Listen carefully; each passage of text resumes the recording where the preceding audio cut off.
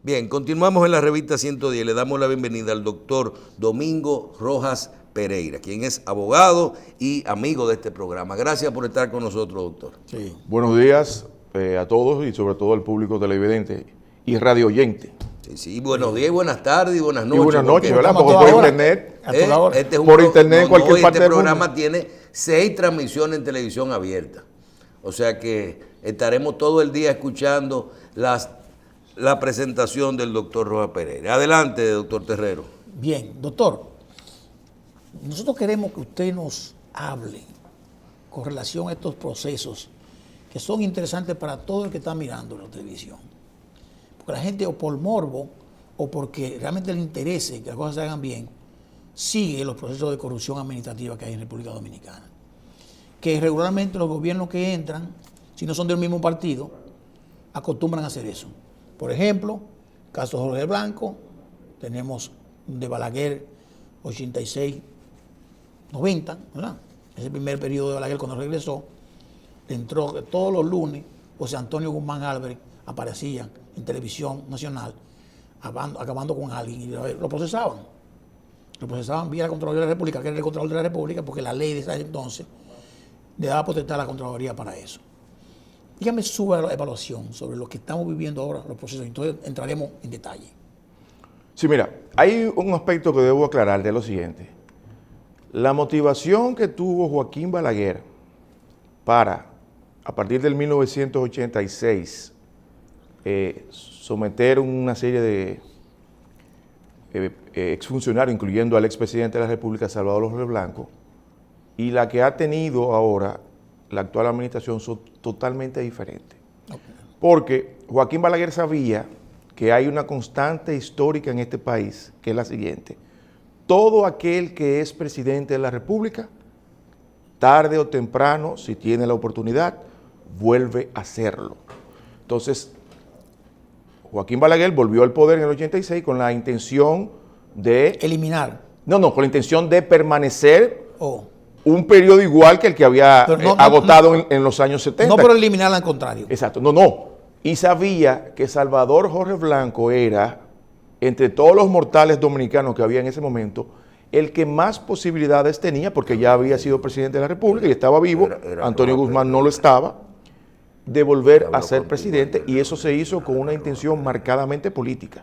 Si tú te recuerdas, la Suprema Corte de Justicia fallaba en cuestión de horas los incidentes que presentaba la barra de abogados del doctor Jorge Blanco. Ahora bien, los actuales procesos judiciales, y es mi opinión obviamente, no están motivados en un proceso de retaliación política. Están motivados en el adesentamiento del ejercicio de la política y sobre todo de la función gubernamental. Eso es lo que yo entiendo que anima a este proceso, y hay diferencias marcadas. Por ejemplo, tú tenías que en el año 1986 el procurador de la República era Ramón González Hardy, un dirigente del Partido Reformista Social Cristiano. Ahora no, ahora de la Vega, claro. Ahora la Procuraduría de la República no es un cuadro político, es una mujer que no tiene una historia ni una militancia política, que ha sido una juez de carrera, que se llama Miriam Germán Brito. O sea, eso hace una gran diferencia realmente. Totalmente. Miriam y Jenny Berenice. Totalmente.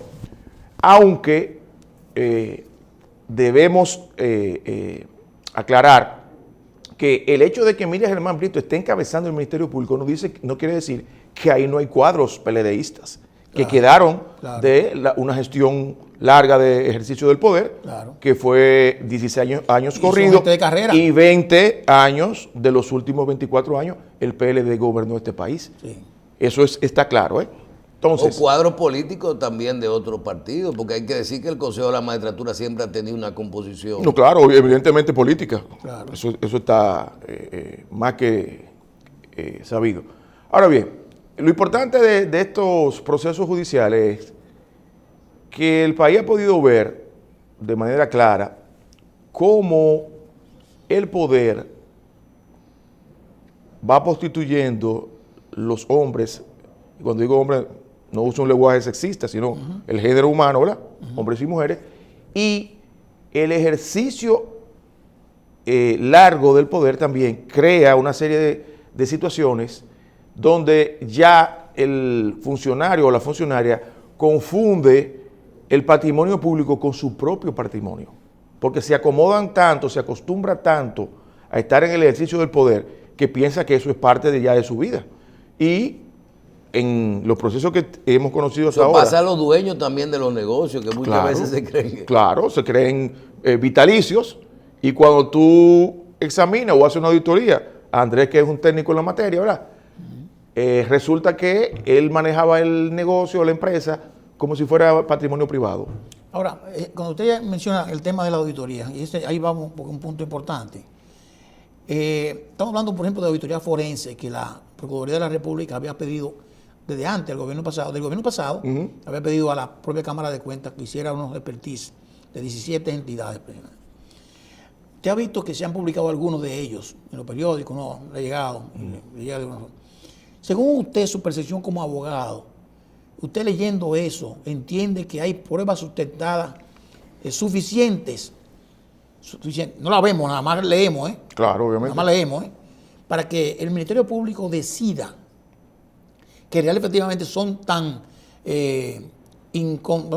son tan fuertes esas pruebas que van para la justicia definitivamente. Claro, porque el trabajo que se ha hecho ahora al formular casos, acusaciones, querellas, ha sido un trabajo que se ha tomado su tiempo precisamente para sustentar bien los expedientes en elementos probatorios que en un juicio de fondo pueden ser acogidos por los jueces como buenos y válidos.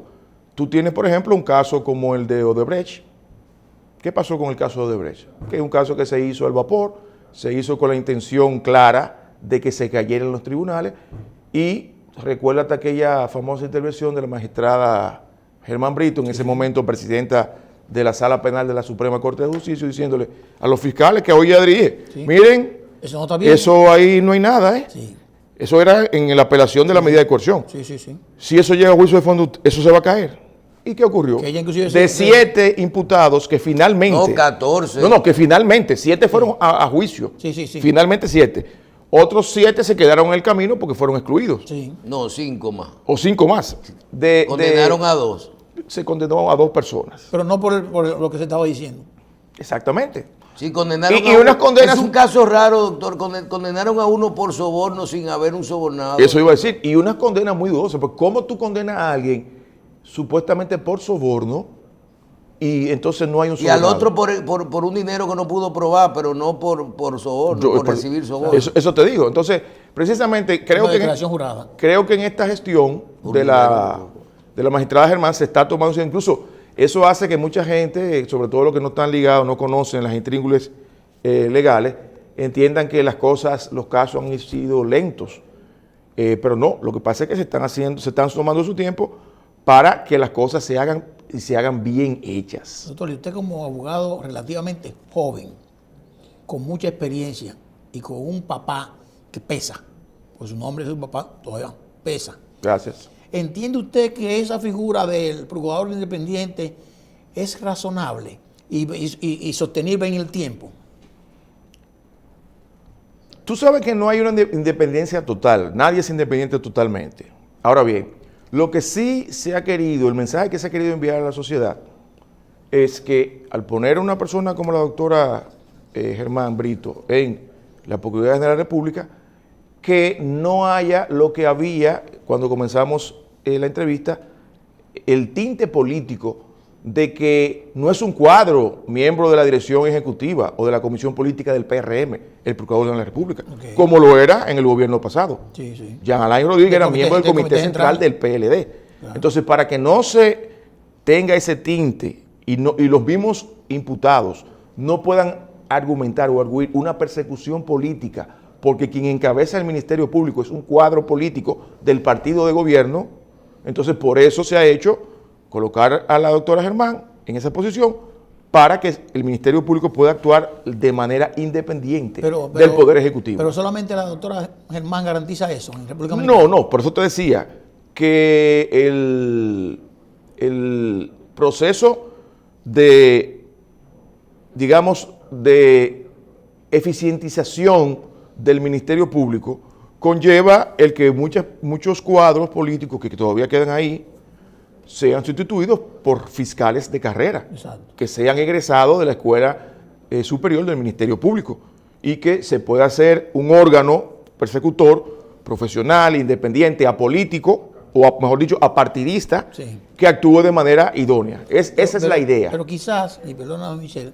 que me entienda, quizás el hecho nada más de que se ponga a una figura como doña Miriam Germán, que no está comprometido políticamente con nadie, Es un gran aval. es un avance, aunque no se modifique la constitución para eso, Claro. de que un próximo presidente venga y diga, bueno, tengo que ir por la misma línea y vamos a buscar a fulano de tal, Porque esto funcionó. que esto funcionó y esta persona, y no es que sea independiente, porque es el Ministerio Público es el brazo ejecutor de la política criminal del Estado, del Poder Ejecutivo. Real, efectivamente, ¿quién era el Procurador General de la República de John F. Kennedy? Claro. Su hermano. Su hermano. O sea, pero eso era un pecado. No. Y además estaba calificado, ¿verdad? Claro. Le preguntaron, ¿pero no tiene experiencia? Y dice, sí, la va a tener la experiencia. Claro, claro. La tuvo. Él dijo que el único que me puede meter preso es él. Sí, Claro, sí, claro. sí. Hay dos asuntos importantes con relación a este proceso que está viviendo el país de independencia del Ministerio Público, de persecución de la corrupción administrativa y lo siguiente. Número uno, la percepción que tiene la mayoría del ciudadano común con relación a estos procesos de corrupción, y uno hablando con la gente en la calle, en los pueblos, lo palpa, es que a la gente no le interesa tanto que estén presos los imputados, sino que el Estado recupere los bienes. Sí. Eso fue una opinión que me dio un colega, el doctor Julio Santamaría, que yo estoy de acuerdo. El principal interés de la población es que el Estado recupere los bienes robados. ¿Por qué? Porque en los pocos casos precedentes de personas que ejercieron funciones públicas y fueron condenados por corrupción administrativa, se le imponía una sanción de una pena privativa de libertad, pero no se recuperaban los bienes que esa persona había sustraído. Pero no hay una figura que modifique eso todavía.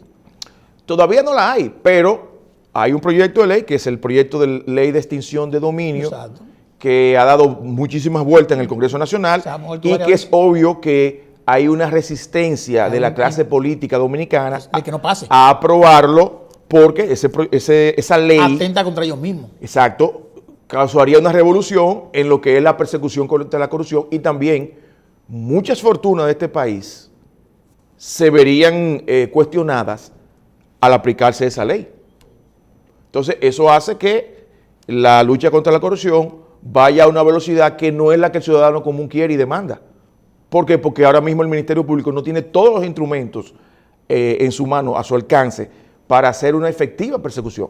La ley de extinción de dominio es un instrumento vital para esos fines. Ahora mismo lo que ha hecho alguna gente que entregó, ¿cómo se llama? Que estaba en OISOE.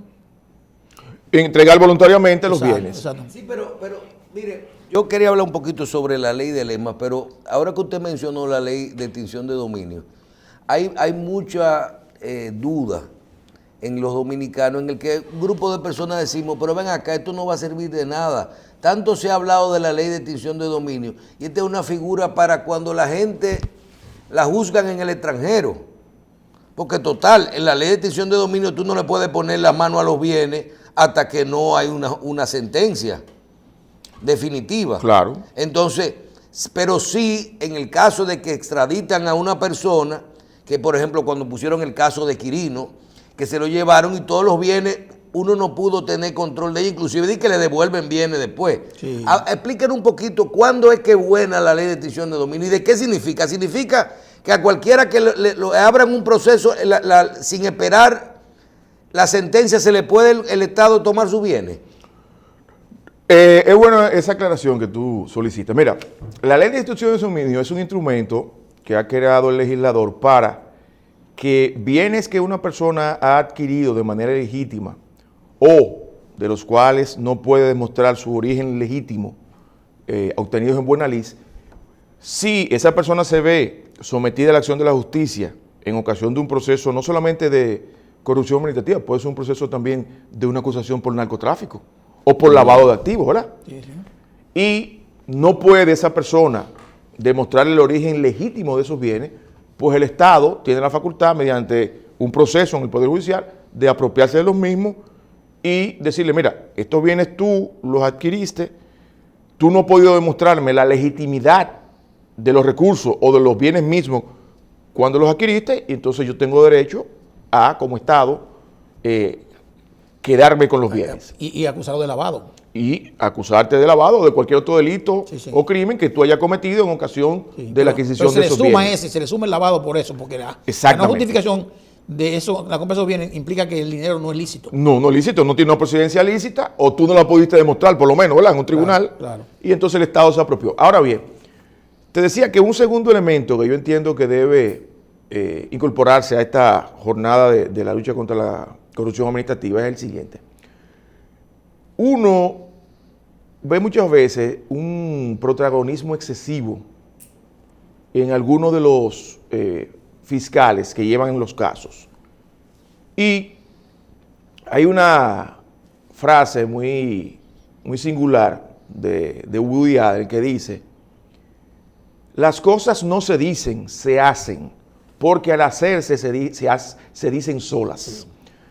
Yo le voy a recomendar al amigo, el magistrado Camacho, director de la PETCA, que no esté en los medios de comunicación haciendo anuncios ni amenazando a nadie con que él lo va a someter, sino que cuando él tenga las pruebas, que proceda y punto. Usted presenta su querella y su acusación y sus elementos de prueba. No es necesario tan sencillo como eso.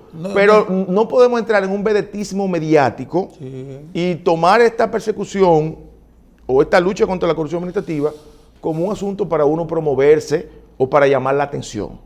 Eso, yo no estoy de acuerdo con eso, lo veo incorrecto, porque también usted puede equivocarse y yo mencionarte a ti en que yo te voy a someter y luego yo no tengo los elementos probatorios, no te someto y ya yo te causo un daño moral a ti. Claro. Porque yo estoy mencionando al tercero en un asunto que tiene que ver con corrupción administrativa.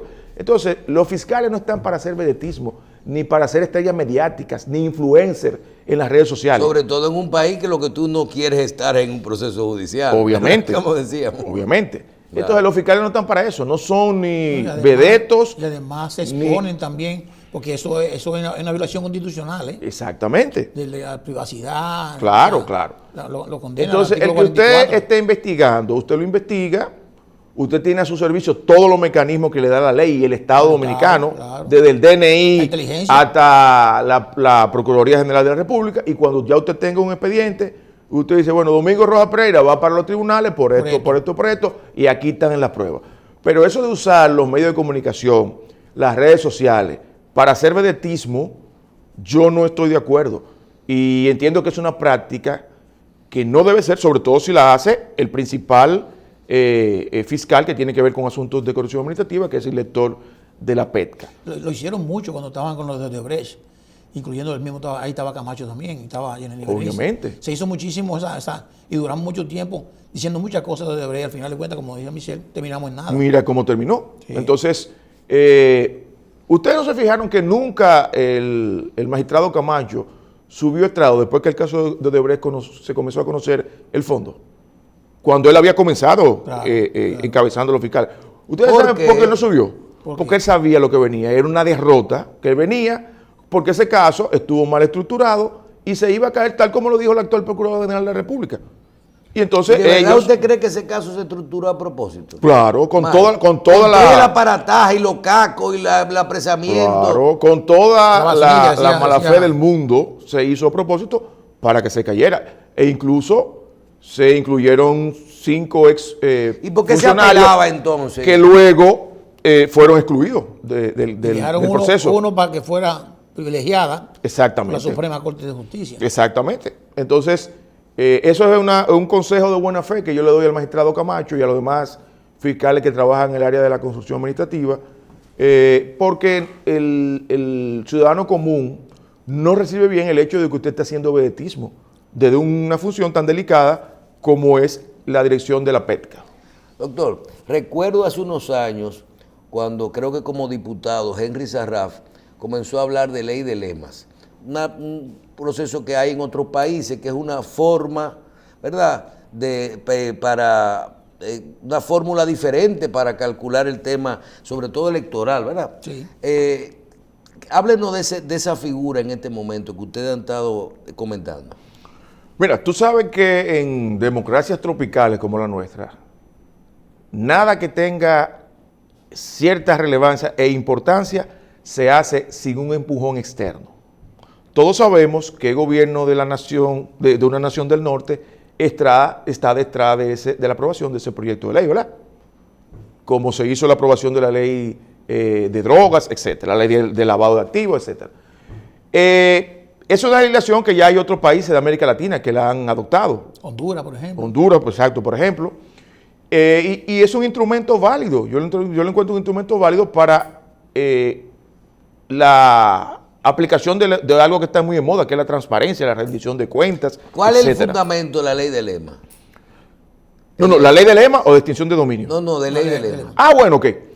No, la ley de lemas viene a resolver un asunto que es vital, sobre todo en partidos de América Latina, y son los conflictos internos. Democracia tropical. Exactamente, democracia tropical. Los conflictos internos. ¿Qué pasa? Que en un partido que hay varios aspirantes, te voy a poner un ejemplo clave. El actual presidente de El Salvador era alcalde de la capital de El Salvador y miembro del partido en ese momento de gobierno, que era el FMLN, cuando Sánchez Serens era el presidente de la República, ¿verdad? Que resulta que él manifestó su deseo de aspirar a ser presidente de la República de El Salvador. Vino un conflicto interno donde un sector del partido lo objetó. Él se dividió, se fue del partido, hizo su propio partido y su movimiento y ganó la presidencia de El Salvador, dejando así afuera a los dos partidos tradicionales, Arena, que es el partido de la derecha, y el FMLN, que es la izquierda. Entonces, si en El Salvador hubiese habido la ley de lemas, el FMLN no se divide. ¿Por qué? Porque hubiesen ido como candidatos Sánchez Serén, que era el presidente actual de la República, Nayib Bukele, y tal vez un tercer candidato si apareciese. La ley lo obligaba a hacer eso, obligaba a hacer eso. Sí, la ley dice que pueden haber varios candidatos de un mismo partido, y ir a una convención y el que mayor cantidad de votos saque, ese va a personificar la candidatura presidencial del partido. O sea, lo que van es a la convención. ¿Si van? Lo que irían es a la convención. No, van a la elección. A la elección directa. A la elección presidencial. Okay. Y entonces el Tribunal Electoral, de todos los candidatos, escoge el que mayor votación saque. Ahora bien, hay un fenómeno interesante. Pero entonces es el más democrático de todos. Claro. Pero divide el voto. Divide el voto, pero como dice Michelle, es un proceso más democrático. ¿Por qué? Porque eso evita la división de los partidos, que yo, por cierto, no sé por qué el PRD, hoy PRM, mi partido, no ha adoptado ese sistema cuando hay un historial de conflictos y de confrontaciones que ha llevado a la división del partido en muchísimas ocasiones, por un enfrentamiento entre precandidatos. La doctora Milagro Ortiz Bosch fue la primera persona que yo me enteré en este país que propuso esa ley, ya en el año, creo que 2003, cuando Hipólito Mejía decidió reelegirse, y habían otros 6 precandidatos más, incluyéndola a ella como precandidata, y en ese momento vicepresidente de la República.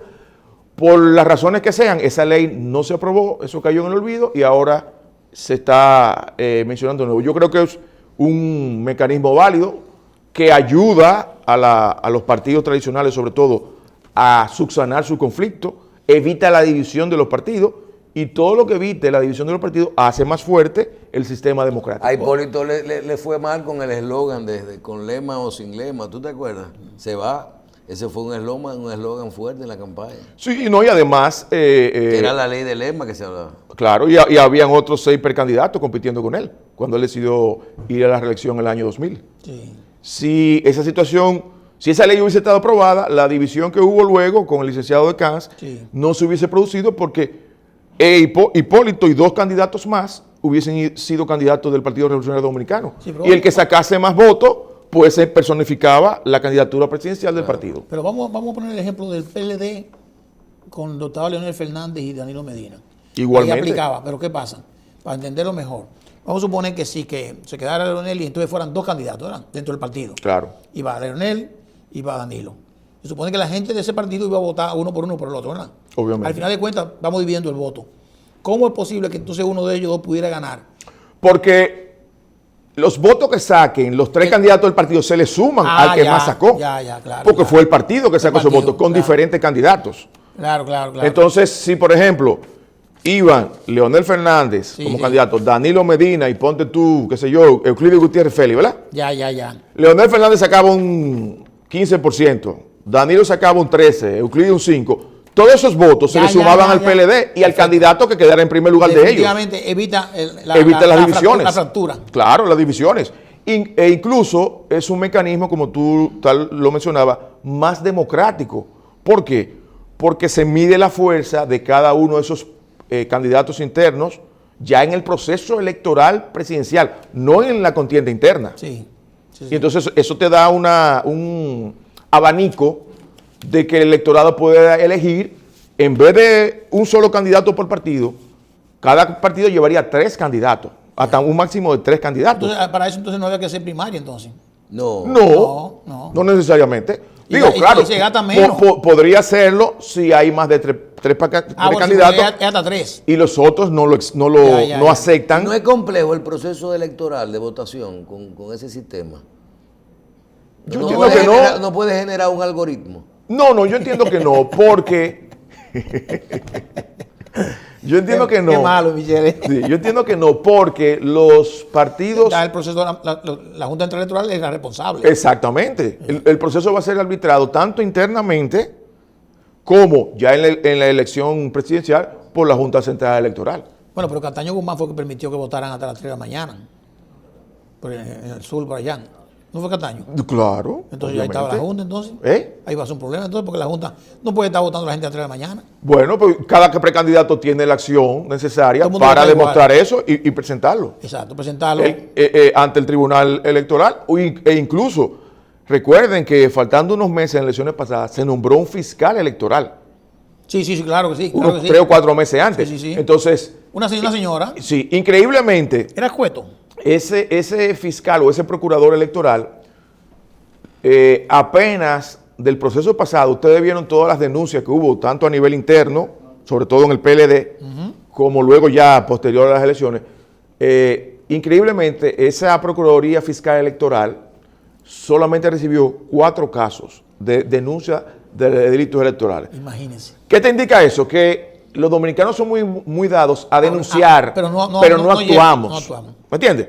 Que en tal mesa están comprando votos, pero usted no fue y puso una denuncia. No, y los delegados que se supone que tienen que firmar esa acta se van. Se van. Cuando nos jodimos. Exacto, se van. Adiós. Eso es así. Qué pena. Michael. Bueno, ahora vemos yéndonos por la parte electoral que seguimos ahí, de que la Junta Central Electoral está abocada para transformar o reformar su propia ley. La que acaban de arreglar. Sí, bueno, hubo algo ahí, pero hay un proyecto bien interesante y ya se están reuniendo con los partidos. Nos gustaría saber su percepción sobre eso. Y además, agréguele que hay un tema nuevo que nosotros estamos discutiendo ahorita en el comentario, de que están trabajando en la política de fiscalización de fondos ilícitos a los partidos. Claro. En esa modificación. Habla un poquito de eso. Mira, tú sabes que la pasada reforma a la ley electoral fue una reforma muy trunca, porque temas como el de la prohibición del transfugismo, aunque estaban contemplados en el proyecto de ley que se sometió, no fueron aprobados finalmente. O sea, en la ley final, en el texto de la ley final, eso no fue aprobado, para ponerte un ejemplo. O sea, la 1519. Exacto. Yo veo que hay ahora una voluntad de los actuales miembros de la Junta Central Electoral de sustraerse de la responsabilidad de que la Junta es la institución que organiza y supervisa las primarias internas de los partidos. Sí.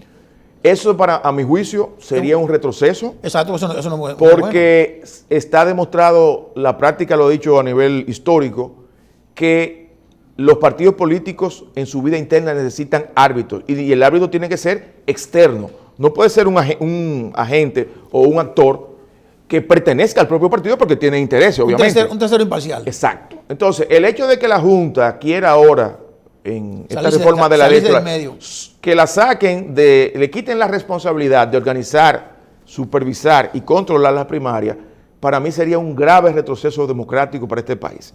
Eso sería volver los partidos políticos, sobre todo los mayoritarios, sí, a que sean conculcados los derechos de los militantes, sí, de que el dirigente o el candidato o precandidato que tenga más dinero se imponga sobre aquellos compañeros de su partido que no tienen los mismos recursos económicos, y yo no estoy de acuerdo con esa situación. Creo que al contrario, los problemas, decía Felipe González, que los problemas de la democracia se resuelven con más democracia.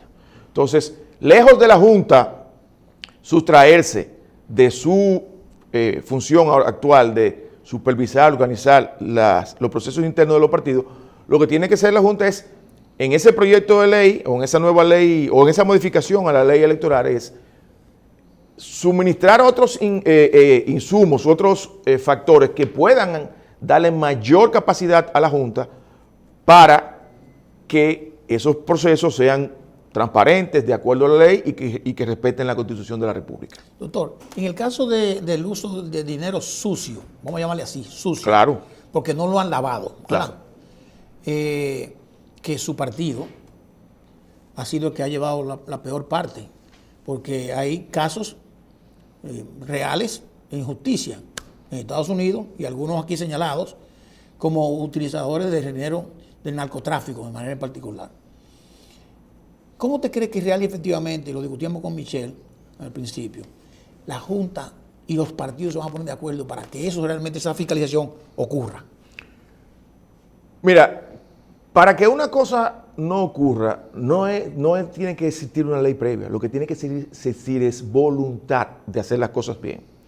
Yo decía en la última comparecencia que tuve en este programa que si yo hubiese sido secretario general o presidente de un partido en las elecciones pasadas, a mí no se me cuela ningún precandidato o candidato ligado al narcotráfico a ningún cargo político de elección popular. ¿Cómo, doctor?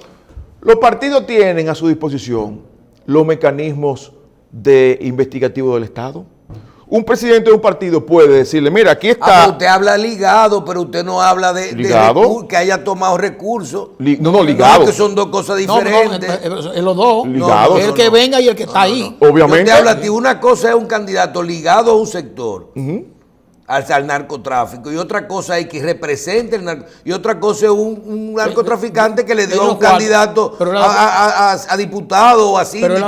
Pero aún así, ¿cómo tú pruebas eso? ¿Tú sabes la cantidad de gente seria que aún así, un presidente, un secretario o una secretaria general de un partido puede perfectamente, si aquí llega Domingo Rojas Pereira y dice, mire, presidente, secretaria general, yo voy a hacer un aporte a la campaña de $2 millones.